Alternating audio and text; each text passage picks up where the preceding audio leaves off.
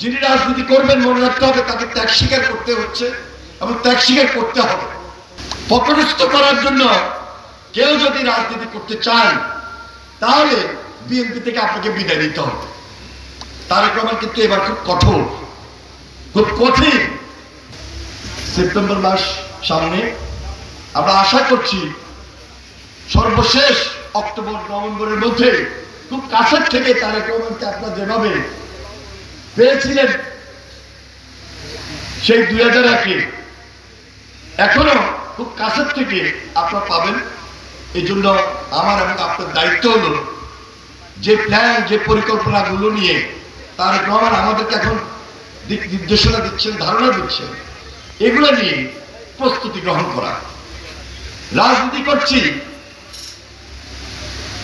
সম্মান এবং সেবাটাকে প্রায়োরিটি দিয়ে। যিনি রাজনীতি করেন, যিনি রাজনীতি করবেন মনে রাখতে হবে তাকে ত্যাগ স্বীকার করতে হচ্ছে এবং ত্যাগ স্বীকার করতে হবে। পকটস্থ করার জন্য কেউ যদি রাজনীতি করতে চান তাহলে বিএনপি থেকে আপনাকে বিদায় নিতে হবে। তারেক রহমান কিন্তু এবার খুব কঠোর, খুব কঠিন। 25 বছরের ওয়ারেন্টিযুক্ত দীর্ঘস্থায়ী দরজা প্রোটেক্টর, আধুনিক ও মজবুত দরজা। এবং এমন এমন প্ল্যান করে তিনি মাঠে নামছেন, আমাদেরকে সেই ধারণা ইতিমধ্যে দিয়েছেন। তার বক্তব্যের মধ্যে আপনার সেটা আশ্বস্ত হয়েছে। এবং আপনারা চান যে একটা স্বাভাবিক জীবন, 5 তারিখের পর তো চাওয়া পাওয়ার কিছু থাকতে পারে না, কারণ 5 তারিখের আগে এত বেশি ক্ষতির শিকার আপনারা হয়েছে। তারেক রহমান দেশের আসার আগে কি কি পরিকল্পনা, কি কি কাজ, একদিকে দুর্নীতি বন্ধ করার ক্ষেত্রে কি উদ্যোগ গ্রহণ করতে হবে, আরেকদিকে সবচেয়ে বেশি যেটা প্রয়োজন আমার আপনার সাধারণ মানুষের নিরাপত্তার জায়গাটা, ক্রাইম এবং করাপশন, এটাকে যদি আমরা কন্ট্রোল না করতে পারি